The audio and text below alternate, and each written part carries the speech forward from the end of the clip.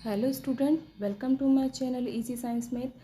कक्षा 10 विज्ञान का अध्याय 12 हम पढ़ रहे थे जो विद्युत है। और इससे पहले के वीडियो में मैंने विद्युत परिपथ और विद्युत धारा के बारे में पढ़ा दिया है। उसका आंकिक प्रश्न भी करवाया है और बॉक्स में जो प्रश्न थे वो भी मैंने करवा दिए हैं। अगर आपने वो वीडियो नहीं देखा है तो आप प्ले लिस्ट में जाके वो वीडियो देख सकते हैं। और ये वाला जो पार्ट है ये आपको खुद से पढ़ना है। वैसे एग्ज़ाम में इससे कुछ नहीं आएगा, पर ये आपको पढ़ना है। तो आगे शुरू करते हैं। आगे हम शुरू करते हैं 12.2 विद्युत विभव और विभवांतर। ठीक है, तो देखिए यहाँ पर जो ये विद्युत विभव है और विभवांतर है, मैं आपको ये बता देती हूँ कि विद्युत विभव और विभवांतर का क्या काम है, क्या होता है। ठीक है, तो यहाँ पर देखिए हमने ये तो पढ़ा है हमने कि अगर कोई परिपथ है, जैसे एक परिपथ में ये बल्ब है, ये इसमें कुंजी लगी हुई है और ये मान लीजिए कोई बैटरी है। ठीक है, ये इसमें बैटरी लगी हुई है। तो इस परिपथ में जो धारा प्रवाहित हो रही है, ठीक है, इसको हम कहेंगे विद्युत धारा। लेकिन ये विद्युत धारा, ठीक है, इसमें प्रवाहित क्यों हो रही है? आप लोगों ने विद्युत धारा की परिभाषा भी पढ़ी है। विद्युत धारा की परिभाषा क्या होती है? आवेशों के प्रवाह की दर को, किसे? आवेश के प्रवाह की दर को क्या कहते हैं? विद्युत धारा कहते हैं। तो ये आवेश प्रवाहित क्यों होते हैं? ठीक है, कोई भी चीज़ जो प्रवाहित होती है, ठीक है, उसका कोई ना कोई कारण होता है। तो यहाँ पर आवेशों के प्रवाह का कारण क्या होता है? विभवांतर। क्या होता है? आवेशों के प्रवाह का कारण होता है विभवांतर। और विभवांतर क्या होता है? देखिए यहाँ पर लिखा हुआ है कि देखो, आवेशों का प्रवाह यानी इलेक्ट्रॉन का प्रवाह। जब इलेक्ट्रॉन प्रवाहित होंगे तभी आवेश प्रवाहित होंगे। तो इलेक्ट्रॉन केवल तभी गति करते जब चालक के अनुदिश वैद्युत दाब में कोई अंतर होता है। यानी कि जो अगर विद्युत के दाब में कोई अंतर होता है, जैसे मान लीजिए ये कोई चालक तार है, ठीक है, तो यहाँ पर विद्युत का दाब और यहाँ पर विद्युत का दाब, दोनों के दाब में कुछ अंतर होगा, तभी क्या होगा? विद्युत धारा या फिर आवेश प्रवाहित होंगे। ठीक है, ये बात आपको समझ में आनी चाहिए कि यहाँ पर और यहाँ पर विद्युत विभव में अंतर होना चाहिए। उसे हम क्या कहेंगे? विभवांतर। ठीक है, इलेक्ट्रॉन केवल तभी गति करते हैं जब चालक के अनुदिश वैद्युत दाब में कोई अंतर होता है, और इसे क्या कहते हैं? विभवांतर कहते हैं। विभवांतर के अगर आप एक देखिए, अब इसमें कुछ इंपॉर्टेंट चीज़ें भी दे रखी है कि विभव में यह अंतर एक या अधिक विद्युत सेलों से बनी बैटरी द्वारा उत्पन्न किया जाता है। अगर आपसे कोई पूछे कि विद्युत परिपथ में विभवांतर किससे उत्पन्न होता है, तो आप क्या कहोगे कि परिपथ में लगी हुई विद्युत सेल से या बैटरी से विभवांतर उत्पन्न होता है। किसी सेल के भीतर होने वाली रासायनिक अभिक्रिया सेल के टर्मिनलों के बीच विभवांतर उत्पन्न करती है। तो आप लोगों को पता है कि जो हम घड़ी के अंदर या फिर रेडियो के अंदर किसी भी जो ऐसी उपकरण युक्ति जो सेल से चलती, उसमें जो हम सेल काम में लेते हैं, उसमें उसके दो सिरे होते हैं। एक तो ये टोपी वाला सिरा होता है और दूसरी तरफ प्लेन वाला सिरा होता है। ठीक है, और एक में अगर आप देखोगे तो उसकी तरफ एक तरफ लिखा होगा प्लस, एक तरफ माइनस, यानी कि एक तरफ तो धन टर्मिनल होगा और दूसरी तरफ ऋण टर्मिनल। ठीक है, और ये इन दोनों टर्मिनलों के विभव में क्या होगा? अंतर होगा। यहाँ पर और यहाँ पर, यहाँ पर और यहाँ पर जो विभव होंगे दोनों में कुछ अंतर होगा। और ये जो विभवांतर है यानी कि विभव में अंतर है, वो किसके कारण उत्पन्न होता है? इस सेल के अंदर। जब कभी आपने इस सेल को अगर मतलब कि बचपन में अगर कभी इसको खोला होगा तो आपने देखा होगा कि इसके अंदर से एक काले कलर का एक पदार्थ निकलता है। तो इसमें जो रासायनिक पदार्थ होता है ये, ठीक है, तो इस रासायनिक पदार्थ के कारण ही सेल के दोनों टर्मिनल में विभवांतर में क्या, विभव में क्या होता है? अंतर होता है। उसे ही हम क्या कहते हैं? विभवांतर कहते हैं। ठीक है, तो सेल के टर्मिनलों पर विभव में जो अंतर होता है वो उसमें उपस्थित रासायनिक पदार्थ के कारण उत्पन्न होता है। ये ऐसा उस समय भी होता है जब सेल से कोई विद्युत धारा नहीं ली जाती। यानी कि इस सेल से जब कोई विद्युत धारा नहीं भी ली जाती है तो भी इसके दोनों सिरों पर विभवांतर उत्पन्न रहता है। ठीक है, विभवांतर रहता है। जब सेल को किसी चालक परिपथ अवयव से संयोजित करते हैं तो विभवांतर उस चालक के आवेशों में गति ला देता है। यानी कि इस सेल को जब किसी भी उपकरण में हम लगाएंगे तो ये क्या करेगा कि इसके विभवांतर में जो अंतर है वो उस चालक के आवेशों में क्या कर देगा, गति ला देगा। ठीक है, तो ये जो विभवांतर है ये किसी भी चालक के आवेशों में क्या ला देगा, गति ला देगा। और उससे क्या होगा, आवेशों में गति होने से क्या होगी, विद्युत धारा उत्पन्न हो जाएगी। किसी विद्युत परिपथ में विद्युत धारा बनाए रखने के लिए सेल अपनी संचित रासायनिक ऊर्जा खर्च करते। अब हम ये कहें कि इनके मतलब कि सेल से कैसे आवेशों की गति हो रही है और ये जो दोनों टर्मिनल पर विभव में अंतर उत्पन्न हो रहा है ये कैसे हो रहा है, तो सेल के अंदर जो रासायनिक गति होती है उसके कारण तो दोनों सेलों के टर्मिनल के विभव में क्या होता है, अंतर होता है। और सेल जो किसी भी चालक किसी भी पदार्थ में जो आवेशों में गति उत्पन्न करते हैं वो उस गति के लिए क्या करते हैं, अपनी रासायनिक ऊर्जा खर्च करते हैं। यानी कि यही जो रसायन है इसमें जो एनर्जी है वो एनर्जी खर्च हो जाती है। और जब पूरे सेल की एनर्जी इसकी जितनी भी एनर्जी है इस पदार्थ में वो पूरी खर्च हो जाती है तो सेल क्या हो जाता है, बंद।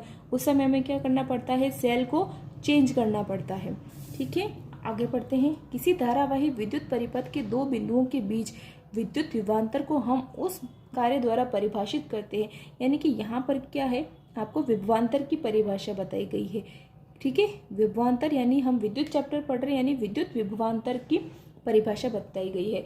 विद्युत विभवांतर क्या है, जैसे कि विद्युत विभवांतर आप ये मान लो कि जैसे ये कोई परिपथ है ना, जैसे ये कोई परिपथ है और इसका मान लो ये कोई दो बिंदु है ना, ये विद्युत परिपथ है और ये कोई दो बिंदु है। तो मान लीजिए ये ए है ये बी है, तो इस ए से मान लो कि हम एक आवेश है ना, आवेश को क्यू से रिप्रेजेंट करते हैं। तो इस एक आवेश को एक बिंदु से, विद्युत परिपथ के एक बिंदु से दूसरे बिंदु यानी मान लो यहाँ, ठीक है, तो यहाँ से यहाँ तक लाने में, एक बिंदु से दूसरे बिंदु तक लाने में जो कार्य किया जाता है उसे हम विभवांतर कहते हैं। यानी कि हमें यहाँ पर विभवांतर को हम किससे प्रदर्शित करेंगे, कार्य से। तो अगर हम दो बिंदुओं के बीच विभवांतर अगर निकालेंगे, दो बिंदुओं के बीच विभवांतर को किससे शो करेंगे, हम किससे प्रदर्शित करेंगे, V से। V बराबर क्या हो जाएगा, W/Q। ठीक है, क्या हो जाएगा, W/Q। यानी कि एक आवेश को एक बिंदु से दूसरे बिंदु तक ले जाने में जितना कार्य किया जाता है उसे दो बिंदुओं के बीच विभवांतर कहते हैं। देखिए इसकी परिभाषा यहाँ पर बुक में अच्छे से लिखी हुई है। ठीक है, परिभाषा इसकी यहाँ पर लिखी हुई है। एकांक आवेश को एक बिंदु से दूसरे बिंदु तक लाने में कार्य किया जाता है उसे हम क्या कहते हैं, विभवांतर कहते हैं। और दो बिंदुओं के बीच विभवांतर की परिभाषा मैंने आपको बताई, किया गया कार्य बटा आवेश। तो विभवांतर को V से प्रदर्शित करेंगे, कार्य को W से और आवेश को Q से करेंगे। यहाँ पर जो ये विभवांतर है, इस विभवांतर का ऐसा ही मात्रक क्या है, वोल्ट है, और वोल्ट को V से प्रदर्शित करते हैं। और विभवांतर का जो ये ऐसा ही मात्रक वोल्ट है उसे एक भौतिक विज्ञानी अलेसांद्रो वोल्टा के नाम पर रखा गया है। यदि किसी विद्युत धारावाही चालक के दो बिंदुओं के बीच एक कूलाम आवेश को एक बिंदु से दूसरे बिंदु तक ले जाने में 1 जूल कार्य किया जाता है तो उन दो बिंदुओं के बीच एक विभवांतर वोल्ट होता है। यानी कि अगर आपको एक विभवांतर या एक वोल्ट की परिभाषा अगर पूछी जाती है तो आप कैसे लिखोगे, देखो 1 वोल्ट का मतलब 1 वोल्ट। अब यहाँ पर ही एक कब आएगा, जब यहाँ पर भी एक होगा और यहाँ पर भी एक होगा। यानी कि आप परिभाषा में ये लिख सकते हो कि जब विद्युत परिपथ में एकांक आवेश को, है ना, एकांक आवेश को एक बिंदु से दूसरे बिंदु तक ले जाने में 1 जूल, हम 1 जूल क्यों लिख रहे हैं, क्योंकि कार्य का मात्रक क्या होता है, जूल। तो एकांक विद्युत परिपथ में किसी एकांक आवेश को एक बिंदु से दूसरे बिंदु तक ले जाने में अगर 1 जूल कार्य किया जाता है तो वहाँ पर विभवांतर क्या होता है, 1 वोल्ट विभवांतर उत्पन्न होता है। ठीक है, तो ये इस 1 वोल्ट की परिभाषा है और ये परिभाषा बहुत इंपॉर्टेंट है, कई बार ये परिभाषा पूछ ली जाती है। तो 1 वोल्ट का सूत्र क्या हो जाएगा, 1 जूल बटा 1 कूलम। वोल्ट को V से प्रदर्शित करेंगे, ये जूल को J से और कूलम को C से प्रदर्शित करेंगे। ठीक है, तो कैसे लिखेंगे इसको, 1 वोल्ट बराबर 1 जूल बटा 1 कूलम। ठीक है, और जब इस जूल ऊपर ही रहेगा और इस कूलम को अगर हम ऊपर लेकर जाते हैं तो इसकी जो 1 घात है ये ऊपर जाके क्या हो जाएगी, माइनस, इसलिए यहाँ पर C की घात क्या है, -1। विभवांतर की माप एक यंत्र द्वारा की जाती है जिसे वोल्ट मीटर कहते हैं। जैसे विद्युत धारा की माप एमीटर द्वारा की जाती है, वैसे विभवांतर की माप वोल्ट मीटर द्वारा की जाती है। वोल्ट मीटर को सदैव उन बिंदुओं से पार्श्व क्रम में संयोजित करते हैं जिनके बीच विभवांतर मापना होता है। तो ये जो है लाइन, ये आपके लिए बहुत इंपॉर्टेंट है। अगर आपसे पूछ लिया जाए कि वोल्ट मीटर को कैसे संयोजित किया जाता है, तो आप बताओगे कि जिन दो बिंदुओं के बीच विभवांतर ज्ञात करना है उनके पार्श्व क्रम में संयोजित किया जाता है। जैसे मान लीजिए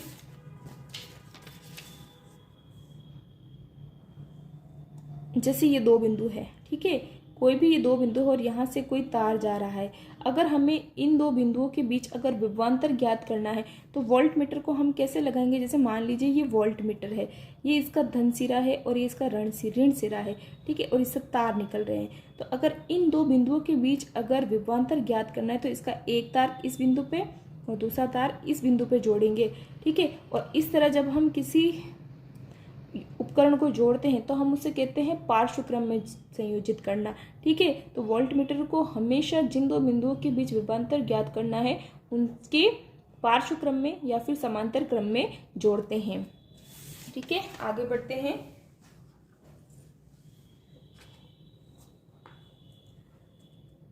अब आपके न्यूमेरिकल आया है, ठीक है। तो न्यूमेरिकल अगर आया है तो आपको डायरेक्ट इसमें आंसर नहीं देखना है, आपको पहले पढ़ना और खुद से करने की कोशिश करनी है। तो देखिए यहाँ पर हमें दिया है 12 वोल्ट विभवांतर। क्या दिया है, तो सबसे पहले जो दिया है आप वो लिख दीजिए। क्या दिया है, 12 दिया है, वे दिया हुआ है, कितना दिया, विभवांतर दिया है, कितना दिया है, 12 वोल्ट, ठीक है। विभवांतर के 2 बिंदुओं के बीच है ना, 12 वोल्ट विभवांतर के 2 बिंदुओं के बीच 2 कूलम आवेश, क्या दिया हुआ है, ये 2 कूलम आवेश, यानी कि Q बराबर आपको कितना दिया हुआ है, 2 कूलम आवेश को ले जाने में कितना कार्य किया जाता है। ये क्या पूछा है आपसे, कितना कार्य, यानी कि आपसे कार्य यानी कि आपसे W पूछा है कि कितना कार्य किया जाता है। तो अभी आपने 1 वोल्ट विभवांतर की परिभाषा पढ़ी थी और विभवांतर का सूत्र भी देखा था। तो V बराबर क्या होता है, W/Q, यानी कि कार्य बटा आवेश। तो यहाँ पर देखिए आपको क्या पूछा है, कार्य। तो अगर आपको कार्य का मान निकालना है तो आपको इस Q को यहाँ से हटाना पड़ेगा और ये Q यहाँ से हटेगा तो कहाँ जाएगा, इधर V के पास चला जाएगा। अब आपको क्या करना है, आपको जो भी मान दे रखे हैं यहाँ पर वो मान आप इस सूत्र में रख देंगे। तो W बराबर क्या हो जाएगा, V का मान आपके पास कितना है, 12 वोल्ट, ठीक है, गुणा Q का मान आपके पास कितना है, 2 कूलम, ठीक है। अब इन दोनों को गुणा कर लीजिए, 12 दूनी 24 और कार्य का मात्रक क्या होता है, जूल। तो आप लिख देंगे कि कितना कार्य करना पड़ेगा, 24 जूल कार्य करना पड़ेगा। तो देखिए ये आंसर आ गया है 24 जूल। अब देखिए बॉक्स के जो क्वेश्चन है अपन वो देख लेते हैं। उस युक्ति का नाम लिखिए जो किसी चालक के सिरों पर विभवांतर बनाए रखने में सहायता करती है। तो सेल या बैटरी के कारण हम चालक के सिरों पर विभवांतर बनाए रखने में सहायता मिलती है ना। बैटरी या सेल से ही 2 बिंदुओं के बीच विभवांतर उत्पन्न होता है। यह कहने का क्या तात्पर्य है कि 2 बिंदुओं के बीच एक विभवांतर है। तो अभी जो हमने 1 वोल्ट विभवांतर की परिभाषा पढ़ी है वही आपको इसके अंदर बताएं।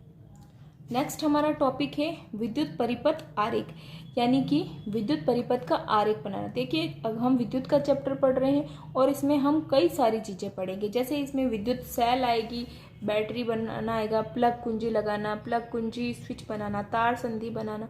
तो इन सारी चीज़ों को हम चित्र बनाकर नहीं बता सकते हैं, ठीक है। तो हमारे लिए ज़्यादा आसान हो जाएगा कि हम इनके लिए कोई रूढ़ प्रतीक बना दे, रूट प्रतीक बना दे। जैसे कि जब भी आपको सेल बनाना होगा तो सेल के लिए आप कौन सा प्रतीक यूज करोगे, ये वाला प्रतीक यूज करोगे जब भी। और प्रतिरोध का सिंबल अगर बनाना है तो ऐसे बनाएंगे। और अगर आपको बल्ब का सिंबल बनाना होगा तो आप कैसे बनाओगे, इस तरह से। यानी कि हमने क्या किया है कि जितने भी जो विद्युत के अवयव है उनको क्या कर दिया है, प्रतीक दे दिया है। तो उससे हमें क्या होगा कि विद्युत परिपथ वगैरह बनाने में आसानी रहेगी। ठीक है, तो चलिए देखते हैं कैसे। ये देखिए विद्युत सेल है, अगर सिर्फ एक सेल बनाना है तो उसका प्रतीक ये होता है। ये जो बड़ी जो लाइन है वो धन टर्मिनल को दिखाती है और जो छोटी लाइन है वो ऋण टर्मिनल को दिखाती है। बैटरी अथवा सेलों का संयोजन, तो देखिए मैंने आपको बताया था कि बैटरी क्या होती है, बैटरी सेलों का संयोजन होती है। तो देखिए ये धन सिरा है और ये ऋण सिरा है, और जब भी हम एक सेल को दूसरे सेल से जोड़ते हैं तो ऋण सिरा हमेशा किससे जुड़ता है, दूसरे सेल के धन सिरे से, और इस सेल का जो ऋण सिरा है वो दूसरे वाले सेल के धन वाले सिरे से जुड़ता है, और ये ऋण सिरा। ठीक है, खुली प्लग कुंजी अथवा स्विच, देखिए ये जो सिंबल होता है ये स्विच का है, यानी कि ये ब्रैकेट है और इसके बाहर लाइन बनी हुई है और बीच में ये खाली है। खाली ही इसका मतलब ये क्या है, स्विच ऑफ है। ठीक है, इसको हम हिंदी में क्या कहेंगे, खुली प्लग कुंजी। खुली प्लग कुंजी यानी कि स्विच ऑफ है। यहाँ पर दिया हुआ है बंद प्लग कुंजी अथवा स्विच, तो यहाँ पर जब ये बीच में डॉट बन जाता है इसका मतलब इसमें की लगी हुई है, यानी कि ये स्विच ऑन है। ओके, यहाँ पर तार संधि यानी कि अगर आपने मान लो कोई, जैसे मान लीजिए ये एक तार है, ये दूसरा तार है, और मान लीजिए इधर से कोई तीसरा तार आ रहा है, और इन तीन सबको मिला करके आपने इनके अंदर से धातु निकाल कर इसको ऐसे मरोड़ दिया है, तो उसको हम क्या कहेंगे, तार संधि। और इसको हम कैसे शो करेंगे, देखिए ये तार आ रहा है, ये तार आ रहा है, ये तार, और तीनों के तारों को हमने मोड़ के जोड़ दिया है।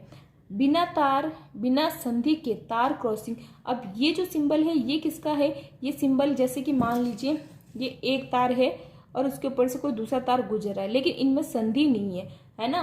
जैसे मान लीजिए ये तार है और इसके ऊपर से कोई दूसरा तार बस ऐसे गुजर रहा है, इन दोनों का आपस में कोई कनेक्शन नहीं, बस ये ऊपर से गुजर रहा है। ठीक है, इनको ऐसे जोड़ा नहीं गया है कस के, तो बस ये बिना मतलब कि तार क्या करे, एक दूसरे को क्रॉस कर रहे हैं, इनमें कोई संधि नहीं है। ये देखिए ये विद्युत बल्ब का सिंबल है, और ये प्रतिरोधक का सिंबल है, ये परिवर्ती प्रतिरोधक अथवा धारा नियंत्रक का सिंबल है। ये क्या है, धारा को नियंत्रित करने का सिंबल है। ठीक है, और अमीटर का सिंबल हम पढ़ चुके हैं पहले, ये प्लस और ये माइनस। वोल्ट मीटर का भी पढ़ चुके हैं। अमीटर को हमेशा परिपथ के श्रेणी क्रम में लगाते हैं, वोल्ट मीटर को हमेशा परिपथ के पार्श्व क्रम में संयोजित किया जाता है, यानी कि जिन दो बिंदुओं के बीच विभवांतर ज्ञात करना है उसके पार्श्व क्रम में संयोजित किया जाता है। आज के वीडियो में हम बस इतना ही पढ़ेंगे। आप लोगों को मेरे वीडियो कैसे लग रहे हैं आप कमेंट करके ज़रूर बताइए। अगर आपको अच्छे लग रहे हैं तो आप अपने दोस्तों को भी इसे शेयर कर सकते हैं और लाइक कमेंट भी कर सकते हैं। और नेक्स्ट चैप्टर में यानी कि नेक्स्ट पार्ट में हम क्या पढ़ेंगे, ओम का नियम पढ़ेंगे। ठीक है, ओके, थैंक यू।